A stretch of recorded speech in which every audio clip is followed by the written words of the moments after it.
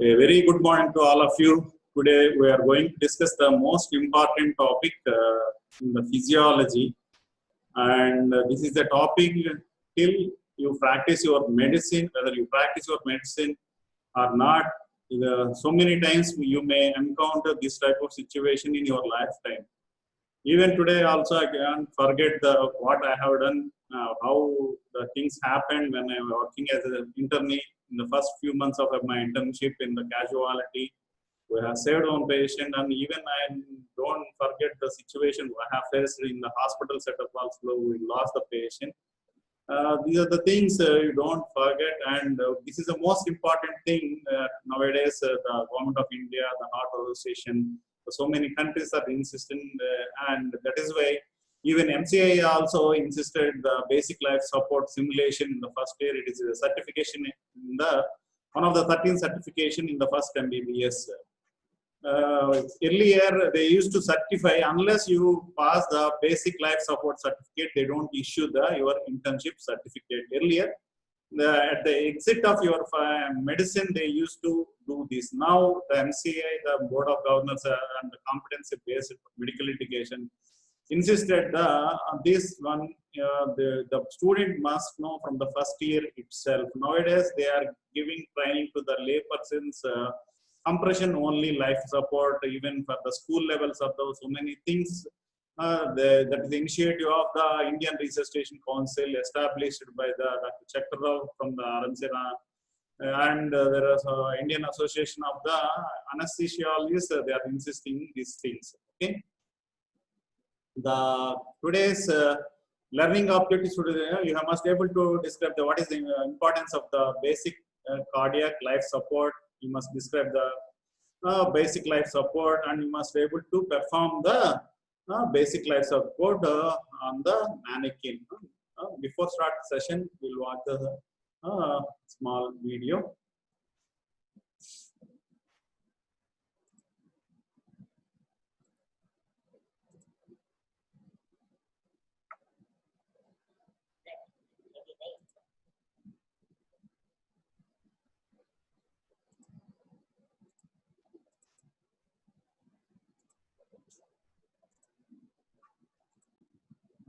This is a video. Then I met one person. I met Shri Siddharth Jaikumar at the airport with famous equation E equal to MC square. The same thing happened to Ramanujam, a genius in Ramanujam mathematics, genius, and nobody recognized. Only Professor Hardy, Cambridge, recognizes mathematics, and today number theory brought out. And at that time there is one Pundi Namaswaya Mudaliar, with anguish he says, it is the destiny of our nation that an Indian brain requires an acknowledgement from a father. Because of the lack of these things, it happened in the schedule. चलाती थी लेकिन लिखने का शौक था और मुझे station director एक थे अग्रवाल साहब रेडियो के जी एक दिन हम कहीं बैठे watch this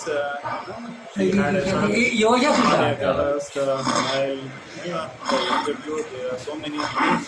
He's gasping, but nobody in this video also you can see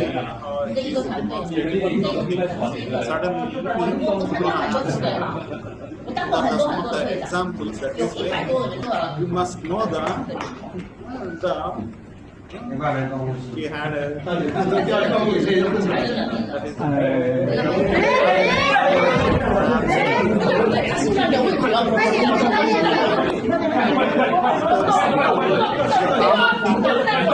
families अभी तक नहीं पहुंची। यहाँ पर मर्द हजरात की तादाद ज्यादा दिखाई दे रही है, फैमिलीज यहाँ पर कम पहुंच चुकी है।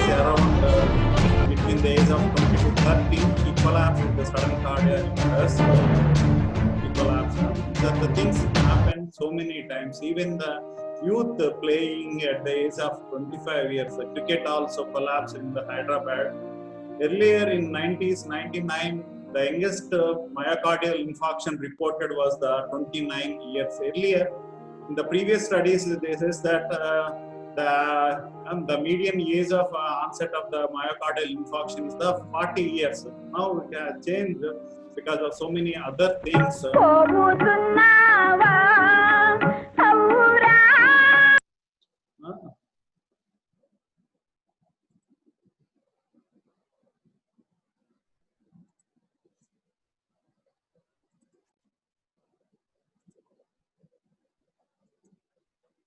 Okay. Then what is basic life support? The basic life support is also earlier, now it is called as the basic cardiac pulmonary life support. Even it is also called as earlier it used to called as cardiopulmonary resuscitation. Okay.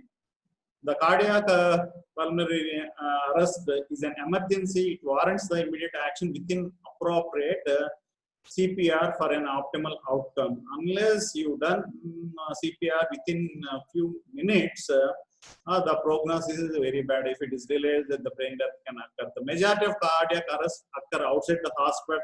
The timely management is very essential. Okay. The background for this is for every 1 lakh person in India sees 4,500 cases of cardiac arrest. It is very big number as far as the statistics concerned. In US, you will have the only 60 to 110 only. It is only in hundreds, but in India, for every 1 lakh persons, there are 4,500 cardiac arrests occur in India. Suppose if you see in UK, approximately 7 lakhs of cardiac arrests are occurring per year in Europe. In Europe, there are about 7 lakhs cardiac arrests are occurring every year. In the Western countries, where they are training the students itself in the CPR, there is a need for the legislation in order to make the CPR mandatory even the school education itself. Suppose if you make for the higher school children, if you make the mandatory for the CPR, it can save the so many lives. Nowadays, the ICR, the Indian Council of Resuscitation, with the funding from the foreign universities, the Ramkhana, the World Student Association of the Rangaraya Medical College is taking the active part in, and there are some of these people are training even the school level at the 10th class levels, they are training the students. Last year, the Vice President of India, Sri Venkaiah Naidu, has participated in this, and he launched the basic cardiac life support manual that was developed by the Indian Association of Anesthesiologists and the Indian Council of Resuscitation. The training in the CPR can turn every Indian to be a life savior. Okay, that is the statement given by the Vice President of India in the last year. On the occasion of the World Restart a Heart Day on 23rd October, they have done the 1,75,000 people trained in the cardiac only, compressions only life support by the ICR, by Indian Council of Resuscitation Council, the guidance of the Indian Society of the Anesthesiology. Even the compression only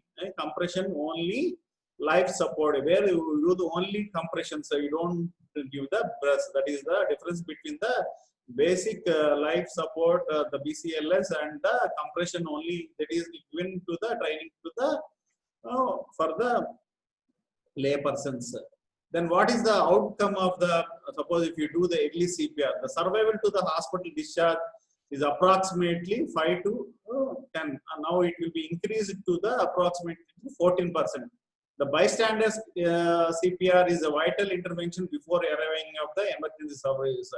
There are so many times it will happen in the airports or bus stations, even on the road when you are traveling. You can see this type of situations. The early resuscitation and prompt defibrillation within 1 to 2 minutes can result in the more than 60% of the survival rate. There will be increase in the more than 60% of the survival rate. What is the mean by the cardiopulmonary resuscitation? The CPR is an emergency first aid procedure that is used to maintain the respiration and the blood circulation in a person whose breathing and heartbeats has suddenly stopped. His vital functions are stopped. It is a first aid procedure used to maintain the respiration and the circulation whose breathing and the heartbeats are suddenly stopped. Okay. The three basic vital functions, the breathing, circulation, and the consciousness, will establish the signs of cardiac arrest as per the guidelines of the 2005, the unconsciousness, no reactivity, absence of the normal breathing. These are the latest guidelines of the certain signs of cardiac arrest. What is the outcome of the CPR? in the first 4 minutes, the brain damage is unlikely if CPR is started. Suppose if your CPR is started between the 4 to 6 minutes, the brain damage is possible. Suppose if the CPR is start from the 6 to 10 minutes, brain damage is probable. Suppose if it is more than 10 minutes, severe brain damage is certain.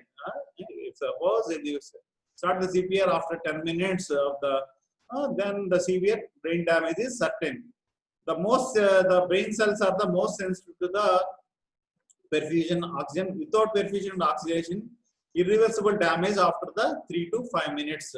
Suppose if the perfusion and the oxygenation doesn't occur, the irreversible damage will start from the 3 to 5 minutes. The ventricular fibrillation is better than the asystole in case of immediate CPR. Suppose if you do the immediate CPR, the ventricular fibrillation is better than the asystole. The special emphasis is on the early defibrillation. Suppose if you do the defibrillation with AED, the survival is 90%. Suppose if you do with the defibrillation within 5 minutes, survival will be 50%. If you done the defibrillation in the 7 minutes, the survival is 30 minutes. Suppose if you do the defibrillation after 10 to 12 minutes, the survival is only 2 to 5% only. The Indian Resuscitation Council, the IRC, is developed specific guidelines. Earlier, used to follow the American Heart Association, AHA, the American Heart Association guidelines followed all over the world. Now, in India, the Indian Association of Anesthesiology, they have formed an Indian Resuscitation Council, and they have developed the specific guidelines, and most of the developing countries are now adopting the guidelines of our India. Now it is looking at the India for the development of these guidelines, and they are following these guidelines. So many countries, they are African countries, they are adopted the latest guidelines developed by the Indian Resuscitation Council.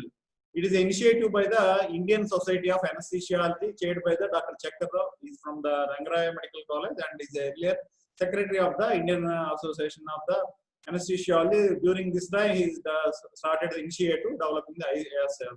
Has developed a simple guidelines for the primary delivery of the CPR called as compression only life support outside the hospital. This was developed by the first in the world by our India. The compression only life support, they were type tested by our Indian Society of Anesthesiology and the Indian Council of the Indian Resuscitation Council. Until now, India has followed the norms developed by the American Heart Association. It is most fully followed by the all over the world. However, these guidelines has been developed keeping in mind the limited infrastructure, cultural constraints, and the availability of the trained personnel and the shortage of the health workers in India. These guidelines are developed by the Indian Resuscitation Council in view of all the infrastructure, cultural, and the trained person and the healthcare providers in India.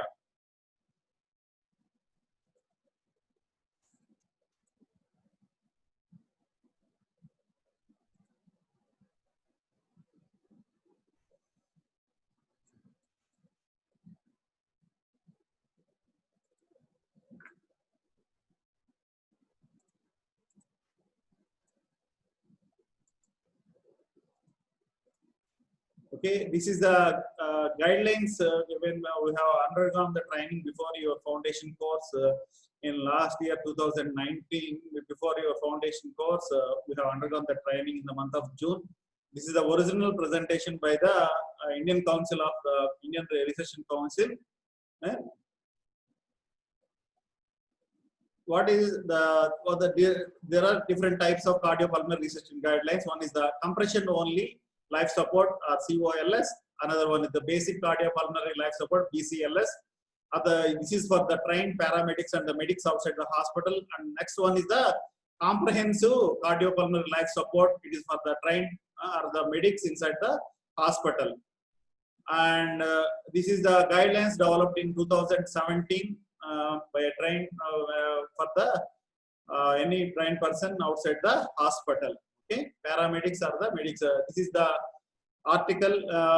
It is a freely access available from the Indian Association of the Indian Journal of Anesthesia. The core links of the adult BCLS are early recognition and activation, the early high quality CPR, the early defibrillation and early transfer to the hospital. The core links is the first is the early recognition and activation. The next one is the early high quality CPR. The next one is the early defibrillation. Next one is the early transfer. These are the core links of the adult BCLS cardiopulmonary resuscitation. Suppose if you observe a person suddenly collapse in front of you, just now we watched the video and so many people are suddenly collapsing. Or somebody already collapsed when you saw him, suppose you pass by, suppose if you are going somewhere, somebody you see the already collapsed and you saw him first, his her. Suppose you have arrived at a scene when the layperson is providing the CPR. Suppose if a layperson is providing the CPR, this is a basic cardiopulmonary algorithm, BCLS. The basic cardiopulmonary life support by the trained person outside the hospital. This is a algorithm. First, ensure the safety of the place. First, you have to ensure the safety. Okay, suppose if you see these are the situation. Suppose if you are having any fire, suppose if you have an accident or anything, suppose these things, first you have to ensure the bystander and you have to ensure the safety of both the people, and you have to remove from to the safety place. Ensure the safe place. Look the surroundings and imminent. Suppose if you are doing on the road itself, some other vehicle may hit you along with the rescuer. Okay. Patient should be shifted to the safe place.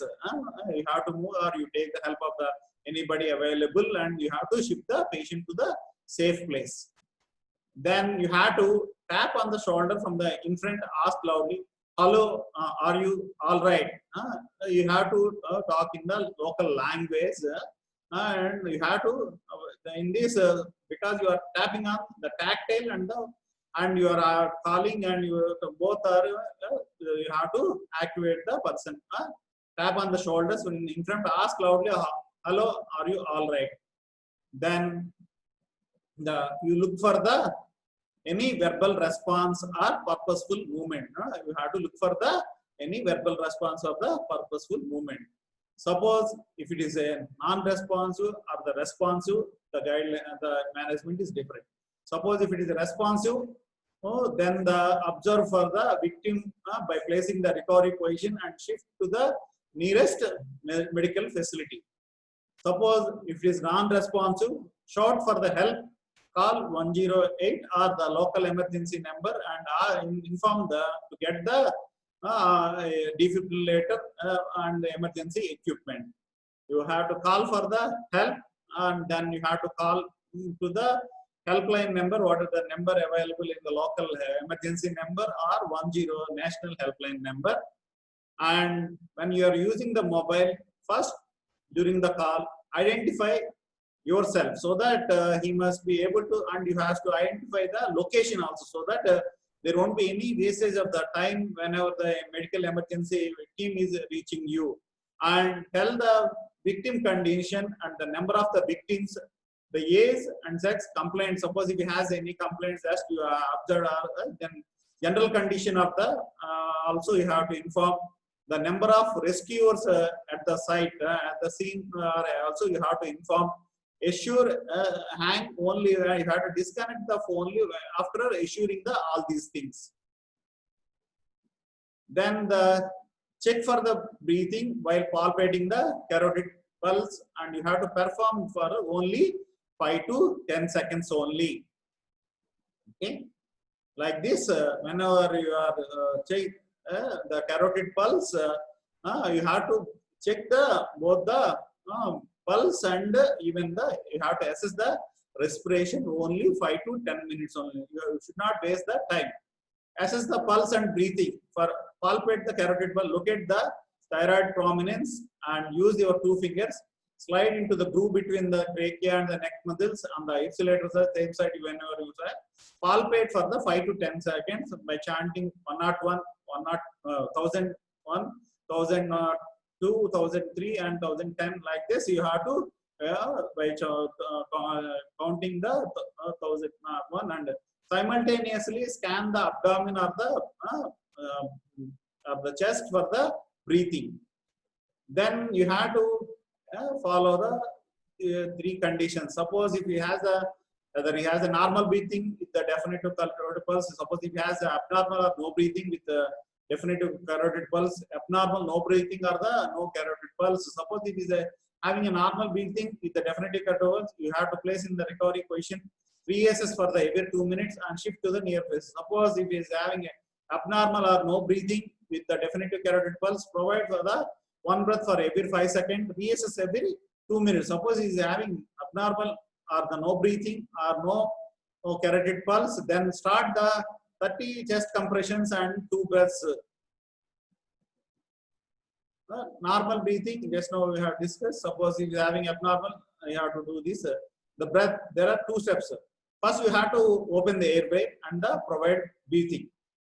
To open the airway, there should be head tilt and the chin lift. Head tilt and the chin lift by placing your left arm on the forehead and right and the chin lift. Suppose if you suspect the cervical spine fracture, there should not be any head tilt. Only you have to apply the jaw thrust only, and manual spinal restriction is you have to assure. When you want to provide the mouth to mouth, you can use the barrier device or mouth to mask or the back mask for the respiration. Provide 1 breath for every 5 seconds. The end point is the visible chest raise or the normal tidal volume breath. The CPR face shield, the mouth to mouth respiration. This is the one. This side is for the patient. This is another mouth to mouth respirator. Another is the mouth to mask. This is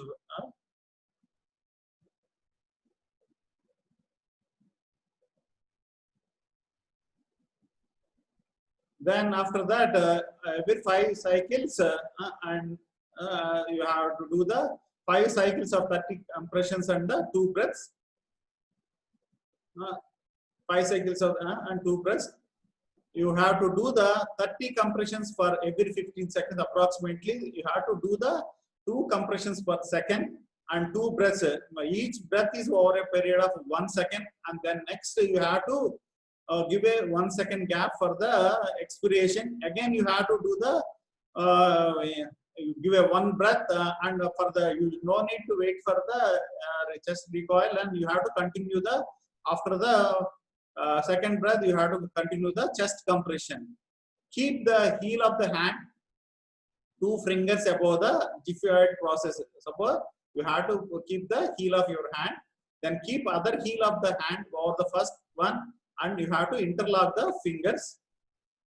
This is a procedure. You identify the gyphoid segment, and you have to identify the gyphoid segment. Then you have to 2 fingers. Then you have to keep the heel of your hand. Then you have to keep the other heel and interlock the things. And the elbow should be straight, and shoulder should be above the victim's chest, and finger should be interlocked. Okay. The compression of the chest at least 5 centimeters, but not more than the 6 or the 2 inches of the 5 centimeters. Compression should be at a rate of 120 times per minute, and allow the complete chest recoil in between the compression without lifting your hand from the chest. Don't stop the chest compression unnecessarily. Chant counting loudly 1, 2, 3, 4 up to the 30th. If it is more than 1 person, interchange for the every 5 cycles. You have to breath 2 breaths, each breath over a second, 1 second only, and there should be 1 second pause after 1 breath. And you can use the barrier device or mouth mask. Don't interrupt the chest compressions unnecessarily. The end point of the breath is the visible chest raise and the normal tidal volume. After the 5 cycles, check for the carotid pulse for 5 to 10 seconds. Suppose if the pulse is present, or the pulses are the 2 conditions. Suppose if the pulse is present, then you have to go for this one every 5 seconds. You have to give a 1 breath and reassess after the 2 minutes. If the pulse is absent, then you have to continue the 5 cycles of 30 compression and the 2 breaths till the medical emergency will come till you get the pulse. Continue the cycles till the defibrillator or the AED is available. Suppose if you have got the defibrillator or the AED, attach the AED. During the attachment of the pads of the AED, don't stop. Till that, you have to do the compression. Don't stop the compression while attaching the pads.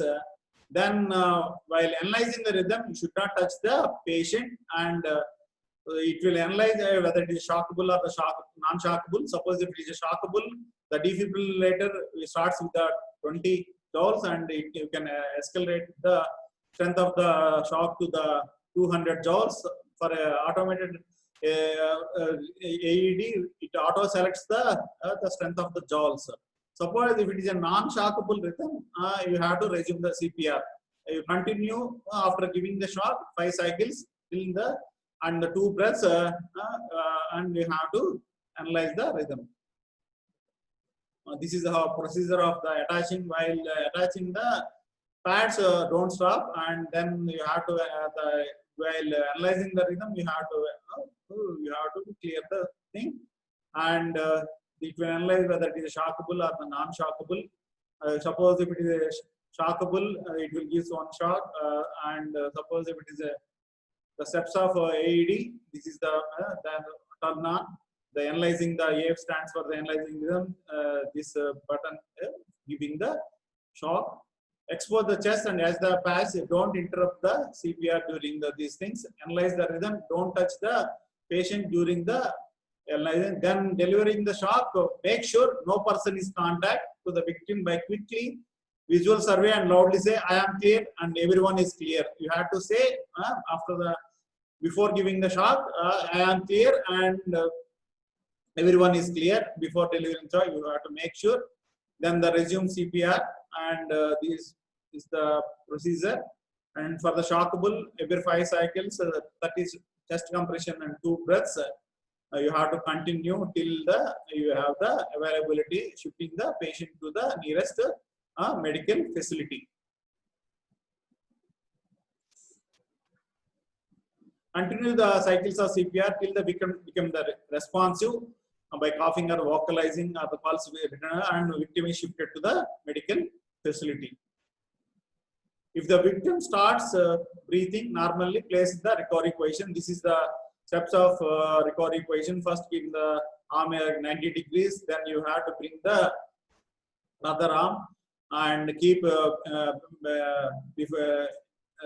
behind the chin, and you can call the inform the medical facility. If the victim start being normally placed in the recovery position. This is the original presentation by the Rakesh Garg, and this is the okay.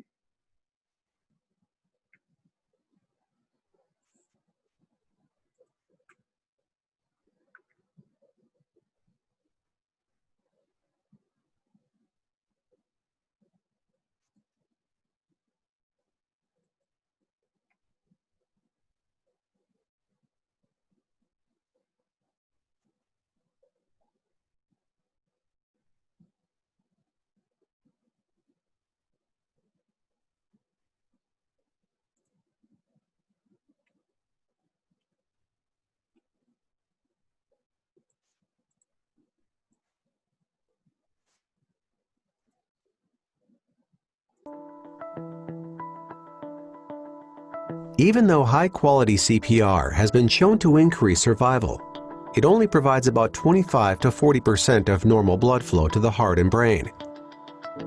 Even when performing high-quality CPR, air can be drawn in during chest wall recoil, depleting the vacuum that is needed to fill the heart.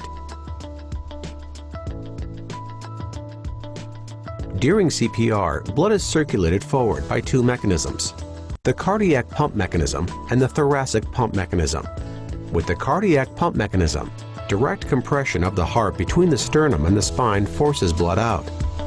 More importantly, the chest also becomes a thoracic pump.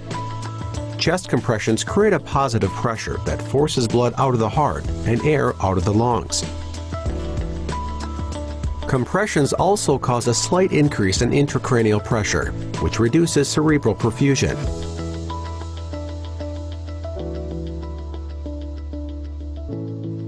Then, during the decompression phase, the chest wall passively recoils, creating a slight negative intrathoracic pressure. This vacuum draws some blood back into the heart, pulls some air into the lungs, and fills the coronary arteries. ICP is also slightly lowered during decompression.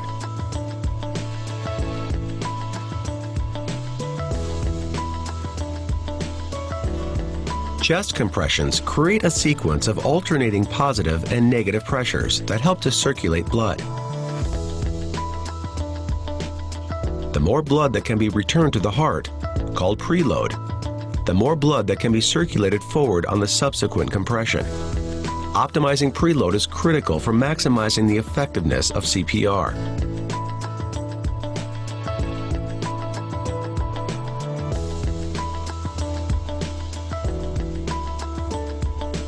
CPR alone does not maximize the amount of blood circulated because just as the chest wall begins to recoil, air rushes in through the open airway and eliminates the vacuum that is needed to fill the heart.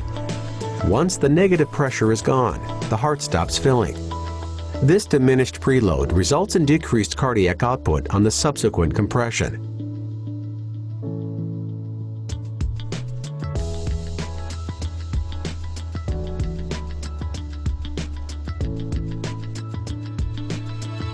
Studies also show that caregivers often make errors during the performance of CPR that compromise its effectiveness. For example, ventilating too often or with too much tidal volume causes excessive positive intrathoracic pressure that limits blood flow back to the heart and increases ICP. Compressing too slow fails to generate enough pressure within the circulatory system. Compressing too fast limits preload because the heart does not have enough time to fill with blood. Finally, if the chest wall does not recoil completely, it results in decreased blood flow back to the heart. Given that we only get about 25 to 40% of normal blood flow with conventional CPR, it's important to get it right. Minimize interruptions. Provide proper chest compressions at a rate of 100 to 120 per minute, a depth of at least 2 inches, and allow complete chest wall recoil. Provide proper ventilations at a rate less than 12 per minute, a duration of 1 second, and with no more tidal volume than is needed to produce visible chest rise.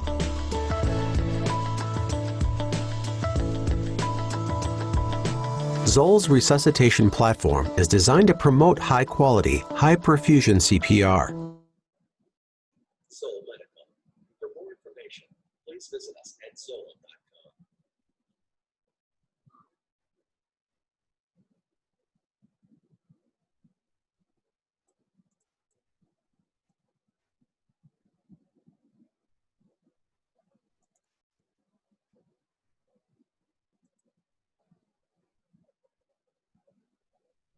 He is Dr. Rakesh Garg, and he is a associate professor of anesthesia and AIMS. He's a trainer, and he's a key person in the developing these things.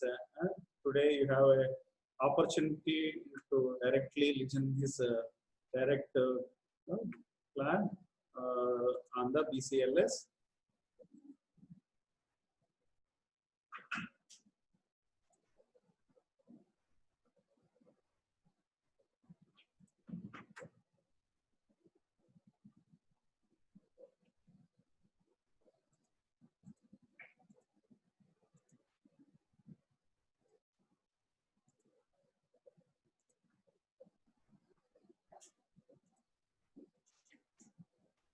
Resuscitation guidelines. These guidelines has been formulated by Indian Resuscitation Council under the aegis of Indian Society of Anesthesiologists. IRC has come up with 3 guidelines. One, the compression only life support COLS, which is primarily for the lay person. The second guideline which we are going to discuss today is the basic cardiopulmonary life support, which is for trained paramedics and paramedics outside the hospital. And the third guideline is comprehensive cardiopulmonary life support CCLS, which is for management of a cardiac arrest victim inside the hospital by trained personnel. Now these guidelines are color coded and each guideline has been discussed separately into different sections. Today we are going to discuss about the basic cardiopulmonary life support BCLS, which is primarily for managing a victim of cardiac arrest outside the hospital, wherein the management is being done by trained personnel. Now these guidelines are available in our PubMed Index Journal, which is Indian Journal of Anesthesia, in November issue of 2017. All the details with regard to these guidelines are available on this manuscript. They are freely downloadable from the November issue of 2017 of Indian Journal of Anesthesia. Now, when we talk of resuscitation of any cardiac arrested victims, we have to focus on some core principles. And for an optimal outcome of CPR outside the hospital would depend upon certain focused links that needs to be followed during CPR. And when we talk of the BCLS, there are 4 essential code links that needs to be followed. Now these code links, we'll discuss them one by one. They are color coded and we have to follow them so that the outcome of the patient becomes much better. The first link is early recognition and activation. Now we all know that recognizing a patient of cardiac arrest victim at the earliest is paramount, because if the CPR is not started as soon as possible, then the chances of survival becomes less. Not only this, we need some help. We need some help for shifting the patient from periphery, from outside the hospital to a dedicated medical services. And that's why we need to activate the emergency medical services so that they can come at the place where the victim has arrested and they can carry on CPR subsequently further on and shift the patient to the hospital. The second step is the early high quality CPR. Now it is the CPR which is provided with all parameters as according to norms, which we are going to discuss later, and they need to be started at the earliest, because the delay happens for starting CPR, the outcome becomes less optimistic. The third step is, the third code link is early defibrillation. We know that any patient, usually the adult cardiac patients, usually the cause is underlying some cardiac arrhythmias and the treatment of choice is defibrillation. The earlier we do a defibrillation, better would be the outcome. And that's why we should be providing all these cardiac arrested victims, especially the adult victims, the early defibrillation. And finally, we have to shift the patient to nearest medical facility so that they can be managed subsequently there. Now this could be the scenario that can happen outside the hospital. You observe a person who suddenly collapsed in front of you, or somebody is already collapsed when you saw him or for the first time, or you have arrived at a scene where some lay person is providing CPR. He is using COLS algorithm to provide cardiopulmonary resuscitation for that particular patient. But since you are trained personnel, now you have to shift from COLS to BCLS for the management of resuscitation for these patients. Now, the links that we have just discussed has to be translated into a stepwise approach. Now, this algorithm of BCLS provides us a stepwise structured management of a cardiac arrested victims. Let's see them one by one. The first step is the ensure of the safe place.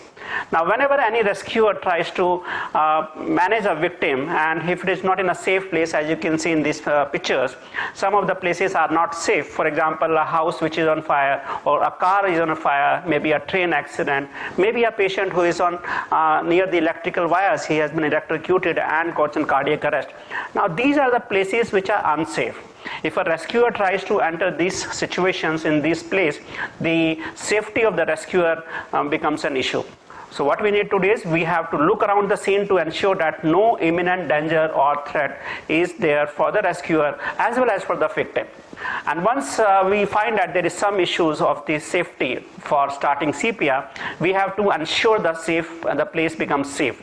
We can shift the victim from the unsafe place to the safe place. But remember, you have to take help from somebody, maybe bystanders, or at times you have to take the expert help. For example, if you want to move some patient from a burning house or a burning car to the outside and start CPR, you have to call the fire brigade.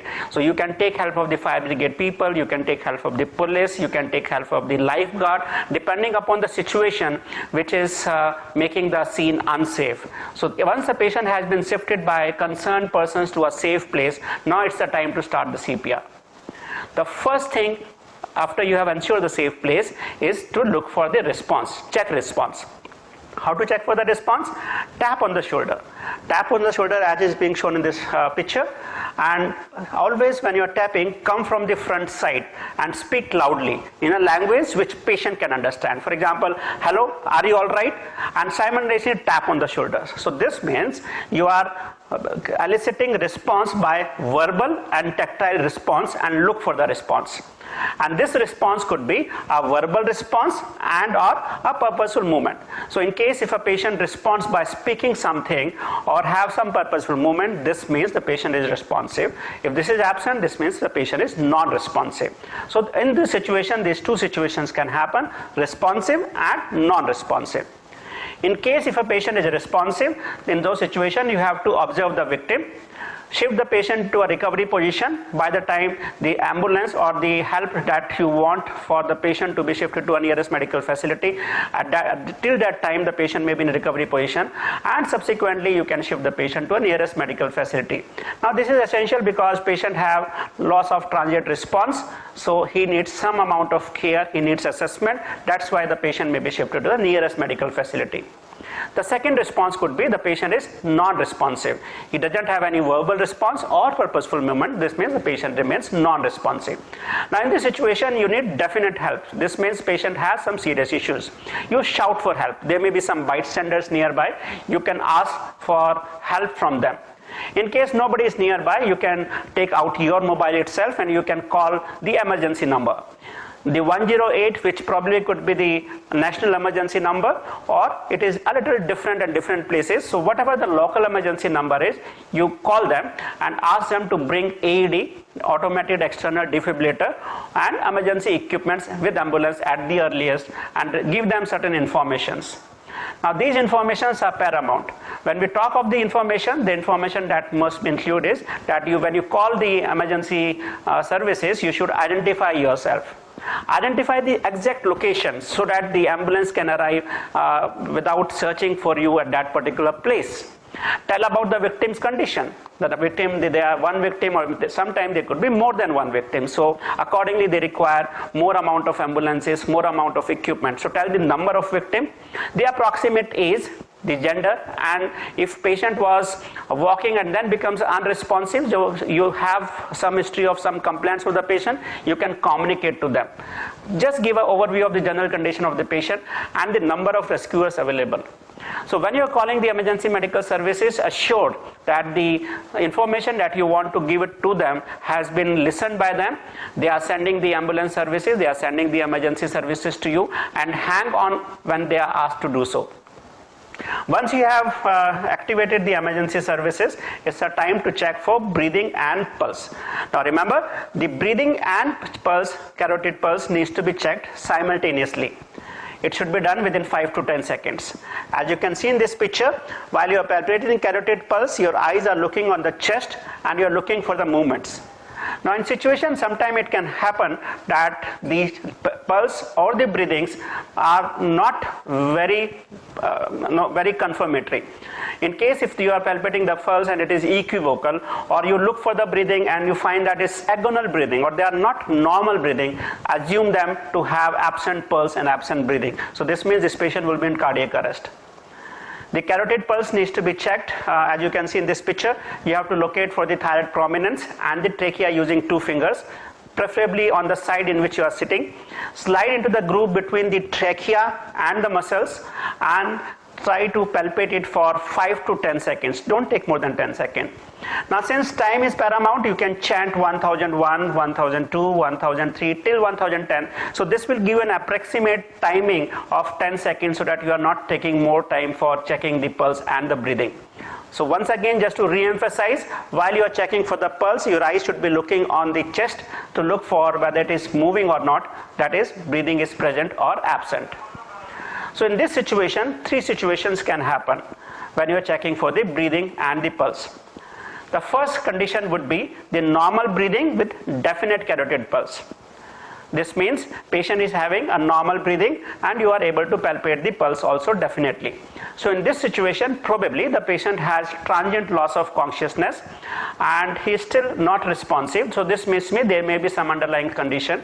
So just put the patient into recovery position, reassess every approximately 2 minutes, or you find some change in the clinical condition of the patient, and this patient is since not responsive as of now, he needs to be shifted to the nearest medical facility for evaluation for the underlying cause and further management. The second situation could be either the breathing is absent or it is abnormal. Any abnormal breathing should be considered as absent breathing, but you are able to palpate for the definite carotid pulse. In this situation, this means the patient is in respiratory arrest. So you have to provide them a respiratory support. So in this situation, provide one breath every 5 seconds and reassess the patient every 2 minutes whether the clinical situation has deteriorated or it has improved. So you have to reassess every 2 minutes. The breath should be given using mouth to mouth. You can use a barrier device for providing mouth to mouth breathing to the patient, or you can use mouth to mask, or if available, preferably you can use bag and mask ventilation. Remember, each breath should be given every 5 seconds and each breath should be over 1 second. Now, the breath that needs to be delivered to the patient should be a normal tidal volume breath. You should not hyperventilate the patient. And the endpoint in this situation for breath would be the visible chest rise. So while you are giving breath, if there is a visible chest rise, this means that's the endpoint. And this will prevent hyperventilation of the patient, which is disastrous for these patients, because gastric insufflation can happen and that can lead to regurgitation and aspiration. Now, third situation, in this situation when you are assessing every 2 minutes, in case if the breath is having, if you are able to see for the breathing movement also, this means patient has recovered and you can put the patient in recovery position and assess every 2 minutes till the help arrives to you. The third situation could be wherein there is abnormal or no breathing and without a definite carotid pulse. This means here the breathing and the pulse both are absent. So this is a situation wherein you have to start cycles of 30 chest compression and 2 breaths. Now these 5 cycles needs to be delivered of 30 chest compressions and 2 breaths. 30 chest compressions would approximately take 15 seconds, and as I mentioned earlier, 2 breaths needs to be delivered and each breath should be over 1 second. You should give 1 second pause for expiration after the first breath and then deliver the second breath again over 1 second.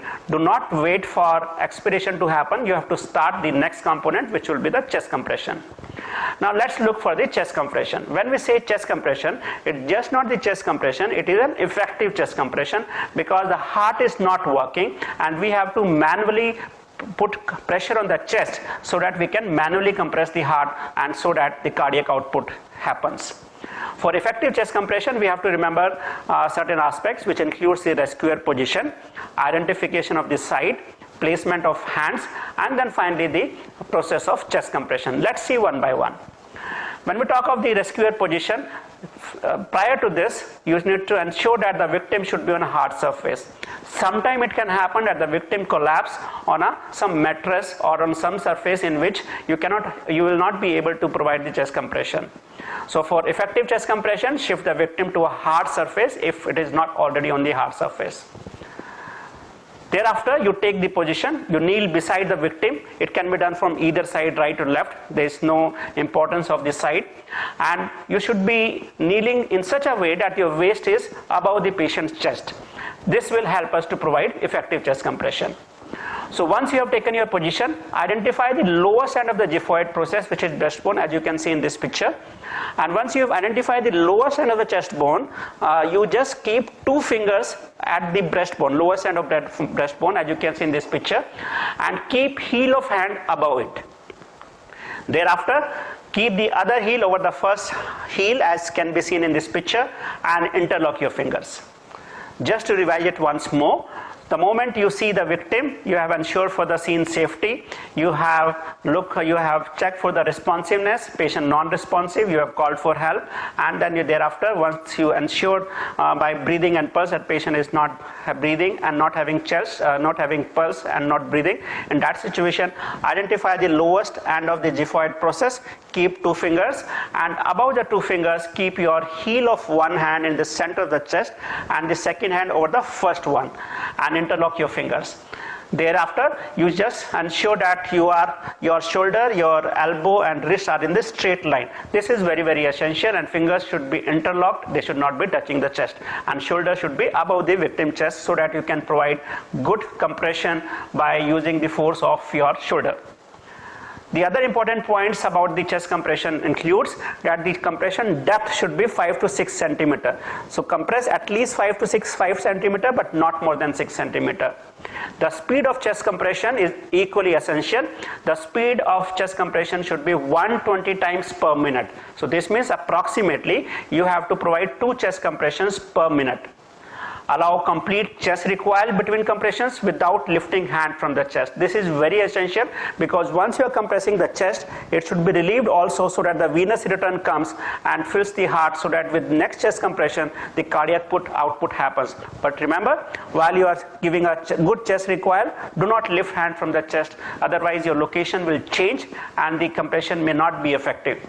Do not stop chest compression unnecessarily. You should continuously do it, as we have mentioned earlier, with 30 chest compressions and then 2 ventilation followed by 30 chest compression. So there should not be any interruption while you are doing the chest compression. Now, just to ensure the timings, you can speak loudly 1, 2, 3, 4 till 30, because you have to provide 30 chest compressions.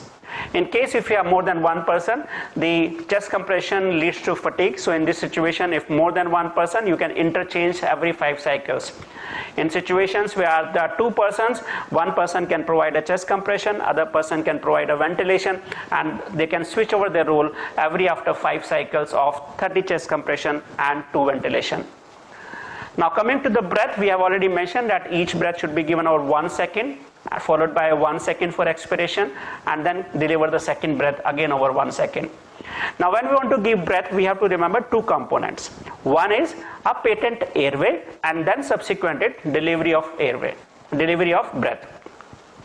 Now for maintenance of patent airway, that is maintaining an open airway so that you can deliver the breath into the patient lung, you can require either of the 2 techniques. One is head tilt and jaw lift, and another is jaw thrust. Now head tilt and chin lift can be done by keeping 2 fingers below the chin as seen in this picture, and the other hand over the forehead, and then you can do a chin lift and the head tilt. Now this will open up the airway by lifting the tongue upwards, and the airway will remain patent. But remember, there could be situations wherein, if based on the scenario, the patient could have suspected cervical spine fracture. For example, when a patient have been taken out of the swimming pool, or there could be a traffic accident, road traffic accident, or patient had a history of fall. So in those situations, there could be suspected cervical spine fracture, and you should not tilt the head in those situations. So what you need to do is, you need to provide only jaw thrust. But remember, we want to avoid any movement on the cervical spine. So manual spine motion restriction, or also known as manual inline stabilization, should be done so that there is no mobility during the process of CPR, and the neurological deficit may not happen because of the movement of the cervical spine. So once you have maintained the patent airway, it's a time to deliver the breath. Now this breath delivery can be done by either of the techniques. We mentioned mouth to mouth, mouth to mask, and using bag and mask ventilation. Depending upon whatever equipments are available, you can use either of them outside the hospital. So when we talk mouth to mouth, you can use CPR face shields. They are commercially available. If they are available, you can use them, whatever are available to you. Or at times, if they are not available, if you are comfortable giving mouth to mouth without face shield, you can give it. Or else you can use some your own made the CPR face shield for acting as a barrier between you and the patient. Now for mouth to mask, you can use pocket masks which are available at many places, so you can use them. You can keep the mask as mentioned in this picture, and we can learn it more in the skill stations also, and you can provide them ventilation based on 30 compressions and 2 ventilation. In case if you have the availability of bag and mask ventilation, this can also be used because you have summoned the help, sometimes this can be available, so you can use the bag and mask ventilation also for providing breath. Now, just to revise it once more, we have to give 2 breaths, each breath over 1 second and 1 second pause after the first breath. Do not interrupt chest compressions unnecessarily, and the end point for the breath is visible chest rise, and you should deliver a normal tidal volume breath, and patient must not be hyperventilated while the breath is being delivered to the patient. Now for breath, bag and mask ventilation, just to revise it once more, because we want the basic principle of do not interrupt chest compressions unnecessarily. So remember, give first breath and you can just time it by counting 1001. Release the bag, chant 1002, which is for exhalation to happen, again over 1 second, and give second breath over 1 second and chant 1003. So by counting 1001, 1002, 1003, you will be able to deliver 2 breaths and then immediately start chest compression. The total time will be approximately 3 seconds, and then you can subsequently start the chest compression. So once you have provided 5 cycles of 30 chest compressions and 2 breaths, the next step would be check for the carotid pulse. Now this carotid pulse needs to be checked for 5 to 10 seconds, at least for 5 seconds, but not more than 10 seconds. Now 2 situations can happen, whether the pulse is present or the pulse is absent. So in case if you have successfully revived the patient has return of spontaneous circulation, which is confirmed by presence of pulse. In those situations, you have to go back to the second step which we have discussed earlier and check for the breathing movements. And in case if breathing is absent, provide 1 breath every 5 seconds and reassess the patient every 2 minutes. In case the breath is also there, you shift the patient into recovery position till the time some help comes to you, and try to shift the patient to nearest medical facility at the earliest. In the second situation wherein the pulse is absent, you have to restart 5 cycles of 30 chest compressions and 2 ventilation. Now this cycle will go on and on till you have some further help, and that further help you have already mentioned, the automated external defibrillator. This is usually available outside the hospital when some help is summoned in. In case if some ambulance arrives, sometimes some of the ambulance have defibrillator also, so in those situations you can use defibrillator. Now once the AED or the defibrillator is available, you have to start giving them the defibrillation at the earliest. Remember, whenever the AED comes, irrespective of the cycles of compression and ventilation, you have to initiate providing defibrillation at the earliest. You should not be waiting for the completion of 5 cycles. It can be attached, analyzed, and the shock can be delivered even if the 5 cycles has not been completed when you are providing it for the first time. But subsequently, it has to be assessed, and if required, shock needs to be delivered only after 5 cycles. Let's see one step by step how this needs to be done. Now, early defibrillation is important because the probability of successful defibrillation diminishes with time. So the early we give it, better will be the chances of outcome. The survival from witnessed ventricular fibrillation, sudden cardiac arrest usually decreases by around 7 to 10% per minute if no CPR is done to the patient. So that's why we are emphasizing on early high quality CPR and early defibrillation. Survival from witnessed cardiac arrest, sudden cardiac arrest with ventricular fibrillation decreases by 3 to 4% per minute if bystander CPR is done. So this means the bystander CPR is equally important, and it can improve the outcome of the patient. And also remember that 90% of patients with primary ventricular fibrillation revert to normal rhythm with defibrillation if done within a minute. And that's why we want to emphasize the importance of early defibrillation as early as possible, so that the chances of survival, the chances of return of spontaneous circulation is much better for these patients.